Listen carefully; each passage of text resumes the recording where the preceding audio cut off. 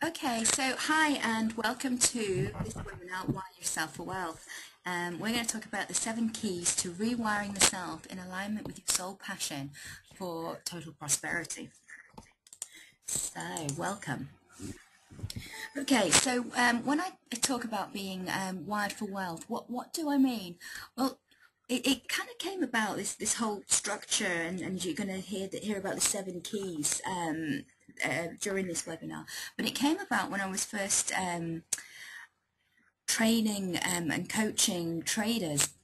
And one of the things that I noticed that they were all given the same strategies. So throughout they were taught, buy here, sell here, do this, do that, and they had it almost by prescription. They had a recipe that they needed to follow, and if they followed the recipe, then they'd make money.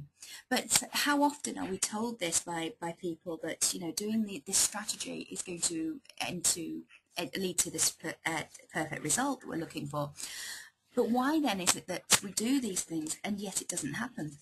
And this is one of the things that I found with the traders, that some of them would implement it and make money hand over fist, whilst others would really struggle and they'd be losing money. So what was the difference? And this is what got me thinking all those years ago. And I came to the conclusion that it must be that some people are just wired to receive money, and those were the people that strategies would work for, and some people were wired to keep money away from them, and they'd lose the money.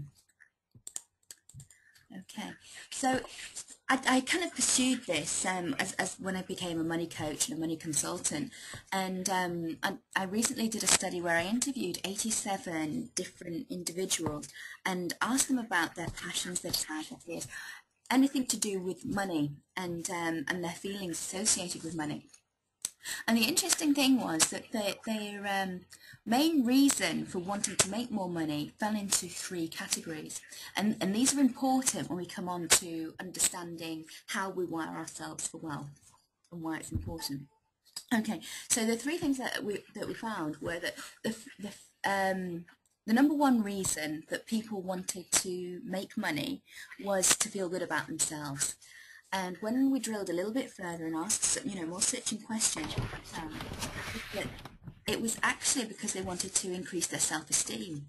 So we found straight away that self-esteem is related to the amount of money that a person earns. So what you're going to see is that we're going to flip that on its head and say, okay, well, if we increase our self-esteem, then the amount of money that we can keep, so that we can earn and then hold on to, also naturally increases. Is this making sense so far? Yes, absolutely. Makes complete sense. Great, thanks, Sarah. Okay. So the second thing that they said that they wanted to make money for was so that they didn't have to worry about the bills anymore. So a significant number of these people were obviously interested in money coaching because they had debts and bills and they needed to make money quickly. And the thing that seemed to be stopping them was that they were too busy being stressed and worried and distracted that they couldn't really focus on or vibe at the frequency of being able to attract money. So that was the second thing, to make all that worry and that stress and pressure disappear. And then some people said that their reason for wanting to make more money was actually to feel more freedom and to experience that and to do whatever they wanted to do when they wanted to do it, and to not have to have a boss, and not to have to compromise their lifestyle and be ill with working too hard. So the third reason was that they wanted their freedom back. Okay, so now we come on to the keys, and you'll see that these keys are very closely related to these main things why people actually want to be able to make more money. And it's the first one is about the self-esteem. So sorry, Sarah, I've just lost you. There we go. Can you hear me? I'm here. I got you. Okay, thank you. I'm here. Got you, thank you. Okay, so key one is self-esteem, and I found that this is the absolute basic component of being able to make money. When I first started coaching people a couple of years ago in money specifically, I found that they had chakra disturbances and blockages around their third chakra, which is to do with self-esteem and identity and ego and so on. And generally, money is associated with the second chakra, which is lower down, it's around on the sacral, and that's what to do with control and material, you know, the control that a person exercises on their material world. And normally, energetic work and therapy would focus on those issues directly. But what I found was that it wasn't working as quickly as I expected it to, or as we wanted it to. And the only shift happened when we dealt with self-esteem, which was the next chakra up. So working from the energetic premise and then translating that into the more practical and strategic things that we're going to talk about, I discovered that self-esteem was absolutely key to someone being able to make more money. And I kind of liken it to having the basic fertile ground in which to plant seeds and for things to grow. If you don't have that kind of field of nutrients or that soil with nutrient-rich product in it, then nothing's going to happen. You're still going, no matter how much you sow or how many strategies you learn, you're still never going to be able to make any kind of progress. So knowing that, what we do is we increase the self-esteem and we cultivate it, and we make sure that we feed it and build it up. For example, we have specific exercises which you can do in order to identify where your key holes are in your self-esteem, and in order to build those up again. And it's a very kind of organic process that you go through, and you dig deep and really find the key issues that are obstructing your self-esteem, and then you build them up so that you fill the gaps. One of the other things that I've noticed is that self-esteem is really important so that you can provide for yourself and your loved ones, and when you can do that, then self-esteem also naturally increases. Just in the same way as when you're able to earn the money that you want to earn, that naturally increases and lifts your self-esteem, because you know that you're secure and you're safe in the world. And when people aren't able to do that, they kind of I've had instances where people have talked about, oh, well, I've got naturally high self-esteem, but I can't make money. And generally what's happening there is that they compensate with overconfidence in order to kind of balance out that actual lack of self-esteem.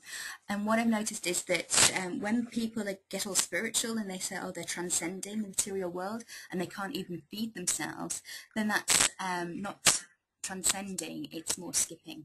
And so skipping is where you kind of pretend and you leave the gap, and you don't evolve through a stage of emotional maturity or spiritual maturity. And that's really one of the key things that I find that holds people back, especially when they want to do something that's kind of heart-centered, because they put a lot of focus onto the heart-centered spiritual thinking and practice without taking care of the physicality. So this is coming back, kind of backtracking a little bit and getting the material stuff sorted out, so then you don't have to concentrate on it and it doesn't take your focus, can be incredibly useful in building that kind of solid foundation from which you can then evolve spiritually and emotionally. And the other thing that I found is that when we don't have self-esteem, it's not just about making money, it's about living to your full potential. And the great thing about this is that when we get real about that and we start pushing ourselves and stepping out of our comfort zone and living to our full potential, we become happier and we find our flow, and life is just more significant to us then. And we stop playing small.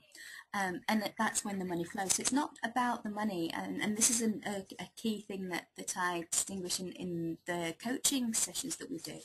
It's that your goal isn't for the money, but it's for the person that you become in the process of achieving those business goals or those financial goals.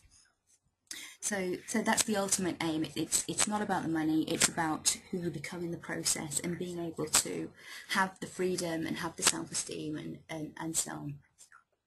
So the question then becomes, well, why do people have low self-esteem? I mean, it's not you know, as our soul would intend us to live. Why does this happen? And the answer to that brings us on to the second key, and it's to do with emotional baggage. So what I found is that there are three types of baggage. One of them is mind cabbage, which is when we've got a busy mind and we've got lots of mind chatter going on. The next one is emotional baggage, which is where we feel like a lump in our throat when someone pushes us, or we feel obligated to do things that aren't in our highest interest. And then the third one is energetic blockages, which sometimes some people are sometimes aware of them, but if they're left unchecked, they can manifest into physical symptoms and problems in certain areas of our body. And the key about energetic blockages is that they're opportunities to absorb new learnings and new lessons and to evolve emotionally and spiritually. So the key is to drop all these three types of baggage in order to become more wealthy and in all areas of our lives, not just financially. Now, one of the things that I teach is emotional releasing, which is really crucial to the whole process, because in dropping the emotions move slower and you can see them. It's easier to catch than a thought, but in dropping the emotions and the emotional restrictions and limitations, what you also do is you knock out the mind cabbage. So you'll notice that as soon as you do this, your thoughts will start slowing down in a very positive way, so that you don't have a lot of repetitive thoughts, you don't have a lot of thoughts that lead down the same path to negative observations or decisions that we often do. And it basically means that you become freer as an individual. You free up your limitations. I mean, just very quickly as we're talking about this, think of all the things that you could have done if your emotions hadn't gotten in the way, or if fear hadn't stepped in and stopped you from stepping up. And we're not talking about, you know, ridding yourself of emotions so that you become an empty vessel. What we're talking about is dropping the baggage so you can become more of who you truly are. And the same goes for the energetic blockages as well. One of the things I've noticed is that the more we let go of the emotional baggage, the more the energetic blockages are alleviated as well. So the key really is attacking this middle ground first, and then allowing the benefits to affect both the mind cabbage and the energetic blockages. Okay, are there any questions at this point at all? No, not really. It's all making sense. I agree that you can't, if you have low self-esteem, it's going to be the underpinning of everything. And no matter how hard you try, it's going to inform every transaction you have, you know, whether it's a business thing or, you know, negotiating how much you pay for something or what you think you're worth or something. Yes, absolutely. Absolutely. And shopping as well is another one, isn't it? So when we feel rubbish about ourselves, us women are particularly prone to this, going shopping in order to try and fill that void to feel better. Yeah. Cool. Yes. So, shall I move on then? Is that good? Yes. Okay, brilliant. Sarah. Okay, so one of the other benefits of dropping this emotional baggage is that it also increases our frequency. So what you see here down the left-hand side is a series or a sequence of emotions, and what you find is that the lower energy emotions are down here and the higher energy ones are up here, and there's actually a tipping point between which you flip into more positive emotions. So it's actually between pride and courageousness, and that's where you start working in constructive emotions rather than down here in destructive emotions. Now, Most of us operate in this kind of area and bounce around these if we're living in reaction and if we've got lots of emotional baggage. So no matter what happens, if something good happens, you know, we feel the best we can feel is pride, and if something bad happens, then we feel fear, or we feel shame, or you know, we can't be bothered and we slip into apathy. But the trick is that the more emotional baggage you let go of, the easier it is to get into courageousness, acceptance, gratitude and peace. All of which are a key, as you will see in the following keys, to being able to manifest more of what you want, and to step out and play that bigger game where you have higher self-esteem, and of course ultimately to wire yourself the wealth. So what we find, it's almost like having a hot air balloon and going up in a ride and having all this emotional baggage that weighs you down. But the more you drop the emotional baggage, the higher up in these energetic frequencies you can soar. So that's the analogy, and we'll keep coming back to that because it's really important. Okay, now the third key is to align with your money genius. So you see here we've got on the sofa Lady Gaga, Warren Buffett and Donald Trump. And the way I like to think of this is that you've got a money genius somewhere in your head sitting on the sofa just flicking through TV channels, not knowing what to tune into. And unless you know what your money genius is and what their strategy is, then they're never going to know what to tune into. But as soon as you identify them and you identify your money genius type, then which is aligned with your personality, then you can say, I'm a Warren Buffett and therefore I must adopt this strategy. Now, it's really great because there are only 8 different profiles, and what that means is that you're going to be one of the 8 primarily, and then what you do is you understand what the strategy is for that particular profile, and then you specialize and you master it, and you can ignore 7 out of the 8 strategies out there in the marketplace that don't fit your profile. So all of a sudden, you know, if you're trying to do everything at the moment, all of a sudden now, once you know your profile, you don't have to do all those 7 out of the 8 things. You just need to do one of them. So if you want to discover your profile and take the profile test, you can go to mywealthprofile.co.uk and take the test there. But I think that the key thing to understand just in this preliminary work is that you have a genius type. Everyone has a money genius. It's not that some people are just able to make more money than others. It's just that they know where their strengths lie, and once you do as well, you're going to be able to stick to those strengths and master them. One of the common things that comes up a lot when I'm talking about the money genius profiles is that excuse me, is that people say, oh, but I'm really good at other things as well that aren't in my profile. Does that mean that I have to drop them? And the answer is actually yes, because what they're doing is they're taking you out of your natural flow. And there's a difference between your natural talents and your natural flow and competency. So you may be doing things that you've been doing an awful lot of, and although they don't come naturally to you, you've become very practiced and very good at them. And the thing to do is to recognize that, okay, you're good at them, but it doesn't mean necessarily that you should be doing them, because that's one of the things that's keeping you from being able to achieve your goals and from making money. Okay, so that's the third thing. And so here you see the different wealth profiles. And I've got some subtitles here that explain a little bit more about them. So for instance, let's just take a star profile. Stars are really good at presenters. They're really good with the media mogul strategy, where they're out in front of the camera or on radio shows and so on. But they also are really good at presenting other people's material. So they tend to take the material of a creator and put it out into the market. They're also very attractive, and they tend to be actors, actresses, and so on, because they attract a crowd. They have this kind of magnetism that they elude. So that's the star profile.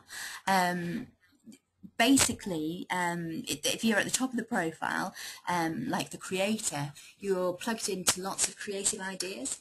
So it's almost as if creators have so many ideas coming in that they can't implement them quickly enough, because by the time they start working on one, they've had another idea and another idea, and things spiral.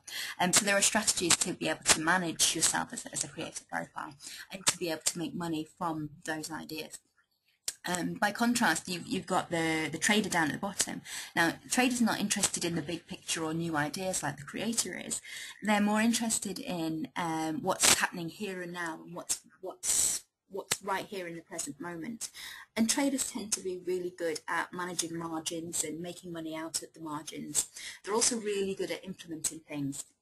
So that's the trader strategy centres around doing and timing as well. That timing is absolutely vital to traders, and they're great at it. So those are the dynamics there. But across here we've got the extroverts, which are the supporter profiles, versus the introverts, which are embodied by the Lord profiles. And the extroverts, or the supporters, tend to be really good at networking and connecting people. So you might have read in Malcolm Gladwell's book about mavens and connectors.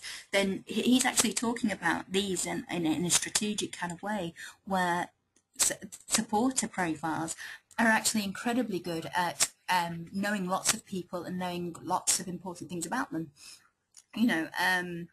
So their value is in their network, and so therefore their strategy works by being able to leverage that value out of their network and turn it into cash. And there are specific ways of doing that. By contrast, the Lord profile, they're really good at researching and analysing. They can squeeze margins out of any kind of asset, and their key watchword is to control everything but own nothing. So they do things like tax liens and options trading and that kind of thing, where they don't actually own anything, but they trade on having the control of that asset. So that's just a general overview of 4 of the profiles, but in between you've got the 8, and they take on different characteristics. They've got similar energies, but in like a chemical reaction, they become a completely distinct set of properties in their own right. So that's another thing that it's important to have a look into. But we're just doing an overview here of the different keys. So far, so good, Sarah? Yeah, great. I'm loving it. I'm not sure quite which profile I am. I'm a bit star, but Yeah. I'm also, I have great ideas, so I'm the creator. Yeah. But I'm also a supporter. I'm really good at connecting people. Yeah. Yeah. I'm very social, and I always know people. Like I say, oh, my friend is a filmmaker, you must meet him, and then those people really get on. So brilliant. I'm not sure, but anyway, it's great so far. Okay, cool. Well, what you're describing there, Sarah, is kind of what a lot of people find, is that they might have properties of certain, or they might have characteristics of certain profiles, but we'll all be primarily one profile, and then we have like secondary and tertiary profiles. But the key about your money genius type is mastery. So when you know which one is your main profile, you focus on that one and you cultivate it. So, for instance, say that you're, for argument's sake, you might be a supporter profile. If that's the case, then what you'd do is you'd focus down on becoming a really excellent networker, and then you wouldn't bother with being the creative or the star. Yeah. So yeah, that's how it works. Brilliant. Okie dokie, so really good exercise to do, maybe after the webinar at some point, is to write down a list of all the things that you do when you're in flow. So these are the things that you're naturally good at, that you find easy, and that you're just really fluent at. It's things that light you up, that you get energy from by doing them. So that's a really great list to make. Then the next thing to do is the exercise in your not to do list. So basically, once you've done the first list, things that you do when you're in flow, you need to make a list of all the things that you do when you're not in flow. So that's everything else. Now this not to do list is brilliant because what it does is it frees you up. A lot of excuses about not being able to do the necessary things in your business tend to revolve around not having enough time, not having enough resources, not knowing where to focus. But with this list, all of a sudden you've got a whole heap of things that you are committing to not do anymore. Generally at this point people go, yes, but Laura, who's going to do my accounts, or who's going to book my appointments, or who's going to do whatever. And the point here is key 4, which is your Money Genius team. So when you know what your profile is, so say for instance you're a creator, you need to get someone else in your team to do the things that you're not going to be able to do, or that aren't within your flow. So you may be able to do them and you may get really good at them through practice, but that whatever you do that's not within your profile is taking you out of your flow and distracting you from what you should really be focusing on. So say for instance you're a creator and you're trying to create a product and put it out to market. Rather than trying to do all the networking yourself, what you do is you get a supporter involved who would then go and start networking and showing other people about your product and talking to the marketplace about it, bringing you feedback and so on and so forth. Okay. So does this make sense so far, Sarah? Yes, I understand it now. Yeah, that's making great sense. Yeah. Brilliant. Okay. So depending on your profile, you'll then choose team members in order to help you to create your goal. And there are things that you need to consider when you're choosing your team members. So for instance, first thing would be what their profile is. The other thing is that you want them to be aligned with your vision, which presupposes that you have a really strong vision that people want to be involved in. And again, there are steps to go through in order to make sure that happens.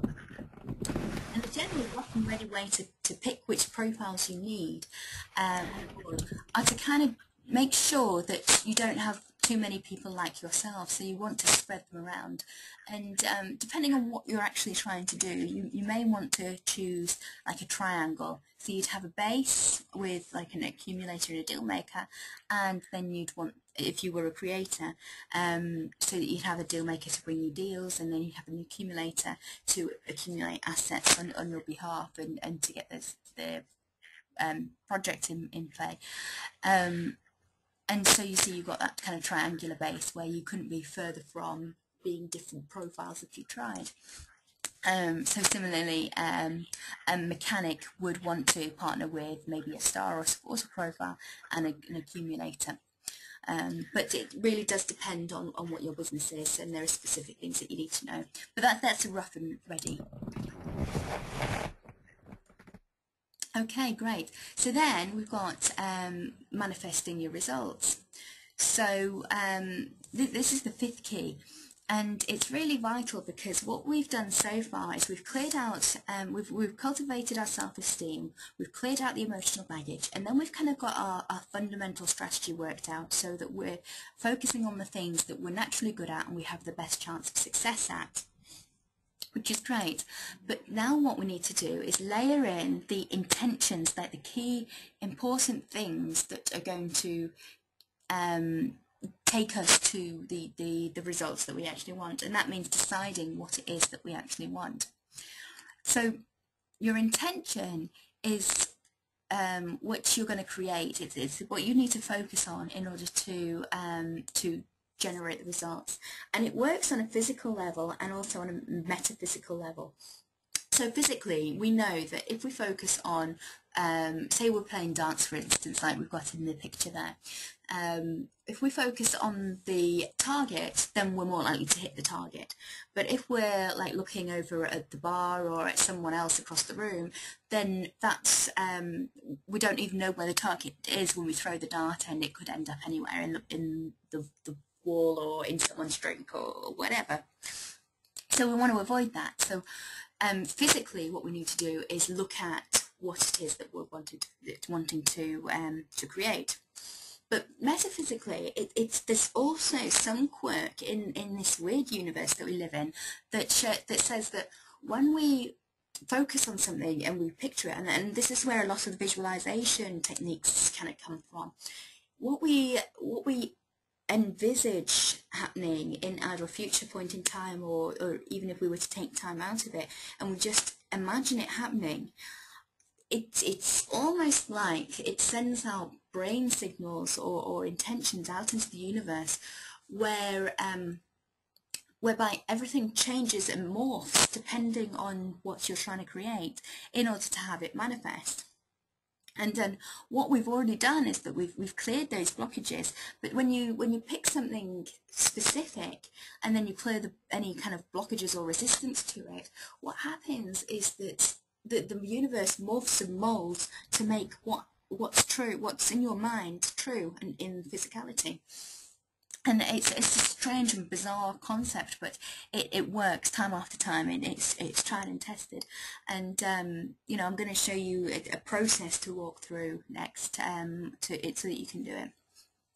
But I mean, we've always known about this, and it's something that we kind of forget in our society. I don't know whether you've heard the expression "pray as if it has already occurred." Have you come across that, Sarah?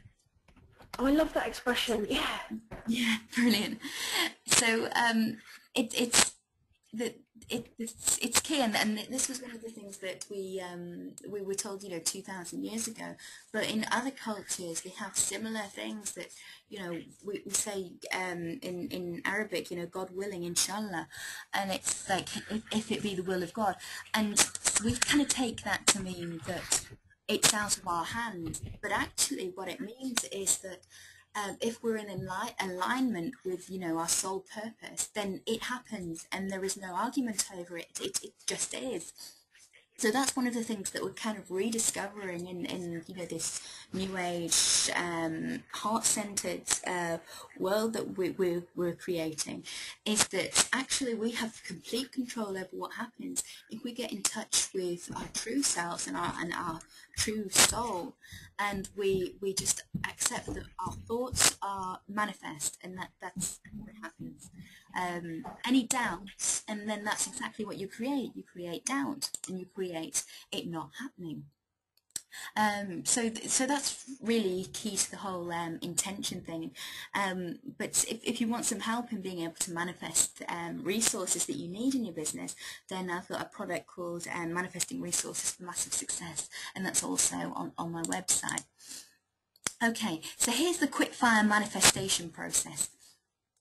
Okay, and this is something that I teach all my coaching clients and mentoring groups to do, because it's so effective and it works, like, I don't know, 90% of the time. So here's what we do. We move ourselves up into a higher energy. So do you remember the balloon? That's the one where we were talking about the high energy versus low energy. Yeah. We move ourselves up into the higher energy. So we make sure that we're in either courageousness, acceptance, gratitude, or peace. Now, my favourite to shoot for is gratitude, because it's an easy one to recognise. We know when we're grateful for something, and it's that you can be grateful for practically anything. It's just cool, and it's a nice feeling to be in gratitude. Okay, so move up into a higher energy. If you can get to courageousness, then great. If you can shoot even higher and go for gratitude, then so much the better. Then you set your intention, and you set the intention not that I want such and such, or this is going to happen, because these are kind of quite hard and forced. It's almost like you have to be an active participant that in it happening. I want something to happen. It's like you're kind of hoping that it's going to happen, and you're not commanding it to happen. Whereas I allow is up in the acceptance energy. And it's that you're just getting out of the way and you're allowing the universe to let it happen. So that's the awesome way to put your goal statements. Now the next part is to add in the words with ease and grace, and that's just to really remind yourself that it can be done quickly and easily, and that, you know, grace is on your side, and that it's graceful in you know, the elegant sense, but it's also filled with, you know, this grace material, which is high frequency and loving, and you know, with everyone's best intentions at heart. Okay, then we go on to the fourth step, which is release any push-pull on this goal. So do you remember we talked about the emotional baggage? what we want to do is make sure that there is no emotional baggage lying in the aisle on the way between you and that goal. You want to make sure that that path is completely clear. So if you've got baggage in that, then we jettison it out of the aircraft, and we make sure that it's out of the picture, so that you can manifest the intention. Then the last step is to hold the intention with gratitude as if it's already happened. So you say, you know, thank you for allowing this to happen, or, you know, I'm so grateful that this has already happened. And that really completes the process. And then you don't have to do anything. It's just a case of allowing that to manifest. Now, sometimes there are like obvious actions that you can take, but the key is not on the doing, and not to focus on the doing, but to focus on the intention and what you would and the outcome, what you would really love to happen, and then going with the flow with whatever creates, you know, manifests from there. You know, so you may get a phone call or something. Okay, so straight on to how to supercharge your intentions. So the first thing to recognise is that intentions need to be held and not projected. So although we talk about, you know, sending intentions out into the world, what we should do is kind of keep it more focused and closer. And it's kind of similar to pulling back your energy from the future and from the past, so that you can have it right here, right now, in the very present. Because it's where you are, where your power is. So, but bearing that in mind, rather than imagining your intentions going out into the world, try and hold them and try and resonate with that intention. Because what happens then is that the world around you morphs, and it's got much more power in order to do that. So hold, not project. The next thing is to change the pictures in your mind. So often we'll have pictures of what might go wrong, or we might visualize, you know, all these possible things that could happen, and our intention becomes diluted. The thing to do is, and this is especially easy once you've dropped the emotional baggage around it and gone through all that process, is to hold the picture that you want to manifest. So this is where the visualization techniques come in, where, you know, you imagine every aspect of it and hold that in mind, and see that as the ultimate outcome, the only thing that can happen, and not all these other possibilities. Just focus on that one picture that you want to happen. The third thing to charge in order to supercharge your intentions is to act on money ideas fast. A mentor of mine, Joe Vitale, talks about how money likes speed, and I absolutely love that. So he says, act on the money ideas very quickly, because money likes speed. He also talks in his book, The Attractor Factor, about how when you're handed an idea from, you know, the collective unconscious, you don't know how many other people have also been handed that idea at any one time. So you want to be the first out into the marketplace.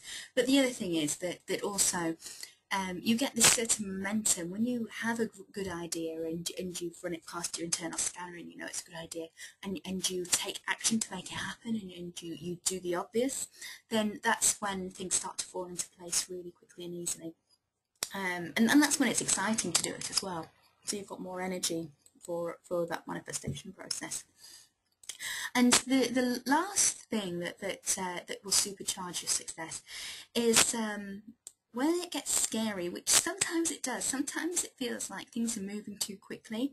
The only reason that it feels scary is because of the emotional baggage, or because we haven't got high enough self-esteem to just accept that it's a natural consequence. So the thing to do there is to keep clearing, keep dumping that emotional baggage that's causing you to hold back. Because I guarantee, if you're vibing at that frequency that's holding back, and that's pulling away at that, you know, natural forward acceleration, then you're going to slow down the process to almost a stop. You know, it's almost like the universe says, okay, she's not ready yet, let's just leave it until she is. So if you're getting momentum going, then really go with it, and drop any of those kind of fears that might prevent you from manifesting it as you want. Okay, so on to the sixth key, and that's cultivating the power. So in the same way that we talked about, you know, pulling your energy and your focus away from the future and back from the present and having it in the present moment, sorry, back from the past and having it in the present moment. What we also want to do is cultivate that kind of manifesting power that's going to allow our intentions to just happen. And one of the key things that I've found that really works in this, and you know, I've had people do this more than any of the other techniques, and they still manifest things effortlessly and easily. So what we're talking about is money mojo fodder here specifically, but you can roll it out to any kind of manifesting that you want to do. And the underlying concept is to give yourself approval and love. So most of us don't even like ourselves. We you know, we overcompensate sometimes, and we try and say, oh yeah, I'm wonderful, I'm this and that, and we go about doing things in order to kind of justify or try and to show that we do love ourselves, or that we are worthy of whatever, or to try and make ourselves look worthy. But you know, in order to impress other people. But actually, you know, underlying most people's issues are that this little bit of baggage that says, you know, we're not good enough and that we don't love ourselves. So the thing with this is to get really real with yourself and say, actually, do I love myself? Can I give myself approval? And one of the things that often comes up when we first start doing this exercise is that, you know, people will say to me, oh, I can't give myself approval, because if I give myself approval, then I'll stop improving. It's like, well, since when did any praise kind of become detrimental to anything or anyone? The other thing is that love is such a high frequency that it doesn't do any bad to anything. It only ever does good. And it's like the releasing that we've talked about. You know, you can't you know, releasing only ever leads to good things. It never leads to negative things happening. Okay, so right now, just imagine, could you give yourself approval? And you know, you say, well, what do you mean by that? It's like, can you just have a nice feeling towards yourself and say, it's okay, I'm alright as I am? And can you give yourself even more love and approval? And more than that. And some more. And do you see how your body relaxes? Even just hearing this now, your shoulders are probably relaxed. And you might find yourself readjusting because you notice tensions that you didn't notice were there. And you've allowed those tensions to ease. And what you want to do is you want to keep doing that, lots and lots and lots. I mean, there are lots of you know, traditions that focus on the practice of giving yourself love and approval, because it overcomes so many problems. If you look at all the arguments and things that you have, a lot of the time it's because you don't actually love yourself, and that's why someone else is vibing at a frequency, just reflecting back on you, you know, things that you don't approve of in yourself. So just to give yourself some love. So that's a really good exercise just to do, and I know people who do that for hours and hours and hours at a stretch, you know, several days of the week, and what they notice is that not only does their, you know, manifesting ability increase, but they have more income, and you know, they have fewer disputes with people, and you know, life just mellows, and it comes from true self-love, which of course also helps with your self-esteem. Okay, so that's the 6th key. So key 7, and this is the final one, and it's really the final obstacle to getting what you really want. And ironically, it's like you can't have what you want, and it sounds bizarre, but let me explain a little bit about this. Want is a kind of, it's a needy kind of emotion. It's a vibration that's quite low. It's also lacking. I mean, if you look up the word want in the dictionary, they talk about lack, and they talk about deprivation and not having. So it's actually the opposite of having. So just for a moment, just think of something that you want, something that you would really love to have. Okay, and now think of something that you already have. Yeah, some people find this a little bit more tricky. Something that you'd really love to have. Okay, oh, sorry, something that you already have, sorry. Okay, and now think of something that you have. Some people find that a little bit tricky because we don't tend to think of things that we have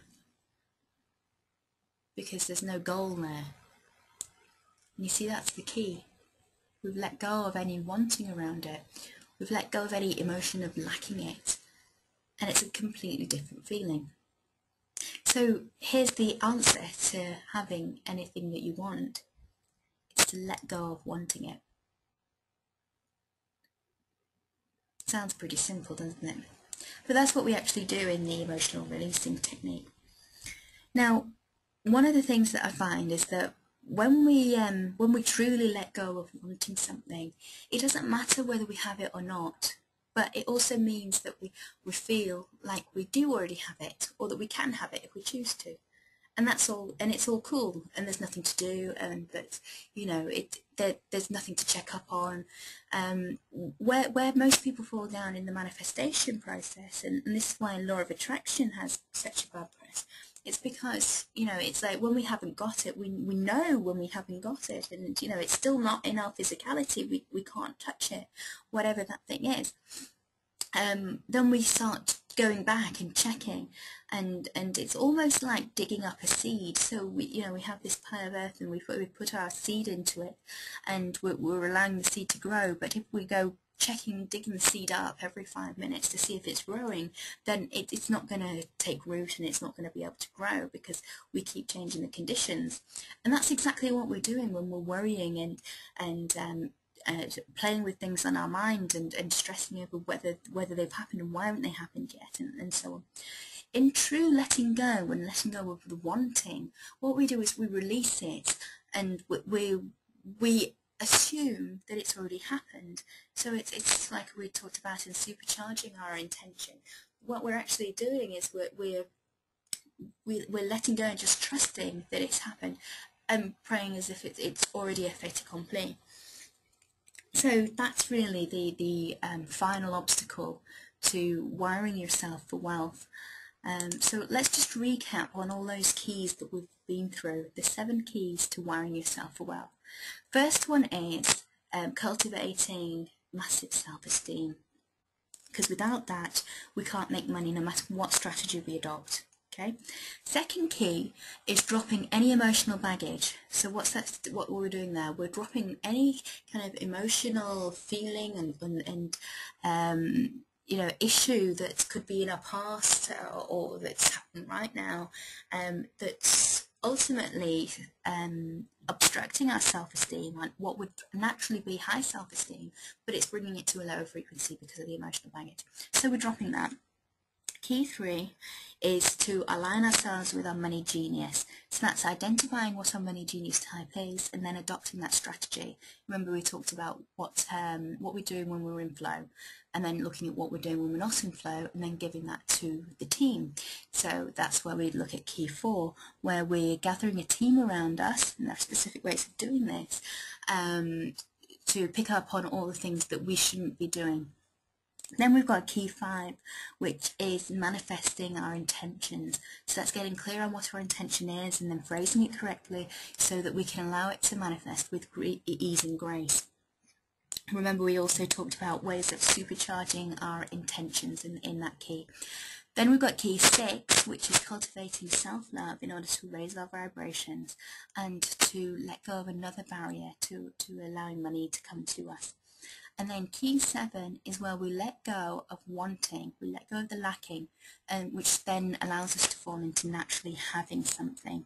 Because remember, we talked about how they're 2 completely different energies and 2 completely different ways of manifesting something. So you can't want and have at the same time. So we let go of wanting so we can fall into having.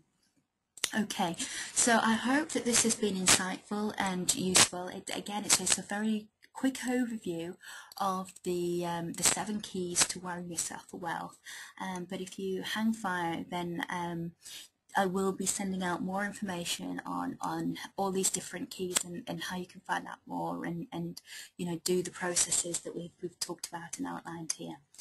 So this is Laura Lee Clark, and I am signing off for now. Take care. Bye for now.